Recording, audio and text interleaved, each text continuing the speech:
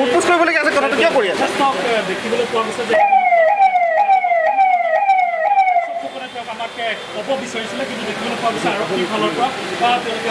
আমি ক্লিয়াৰ হুটপুচ কৰি ল'ব দিয়ক বেয়া নাপাব এইটো কথা এইটো নধৰিব দেই এইবিলাক আমি আমাক হুটপুচ কৰি ল'ব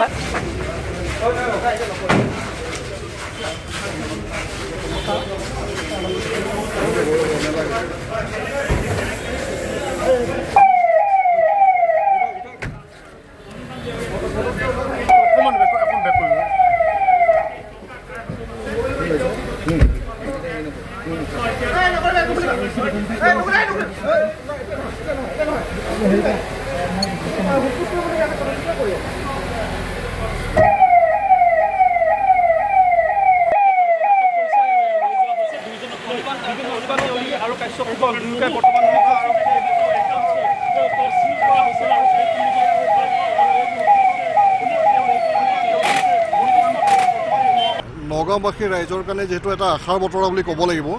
যেহেতু ইয়াৰ আগত আমি সামাজিক মাধ্যমত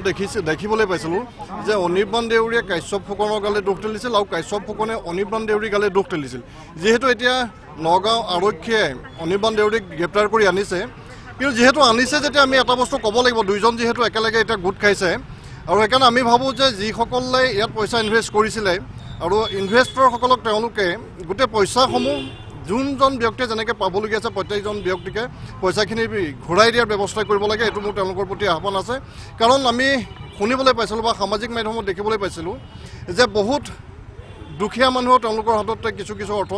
ইনভেষ্ট কৰি থৈছিলে কোনোবাই হয়তো পঢ়িবৰ কাৰণে হওক কোনোবাই হয়তো ঘৰখন চলিবৰ কাৰণে তেনেকুৱাকৈ সৰুকৈ হ'লেও 50,000 1 লাখ টকাকৈ হ'লেও বহুত মানুহে থৈছিলে কিন্তু সেই দুখীয়া মানুহখিনিৰ যাতে সেই 50,000 বা 1 লাখ টকাটো কোনো কাৰণত মৰা পৰিব নালাগে আৰু তেওঁলোকৰ বা সমগ্ৰ তেওঁলোকৰ লগত যিখিনি ইনভেষ্টৰ আছিলে গোটেই ইনভেষ্টৰখিনি পইচাসমূহ ঘূৰাই দিবৰ কাৰণে আমি আহ্বান জনাইছোঁ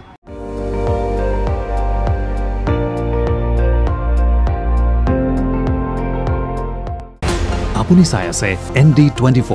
সৰ্বশ্ৰেষ্ঠ নহয় সৰ্বোত্তমৰ দৌৰ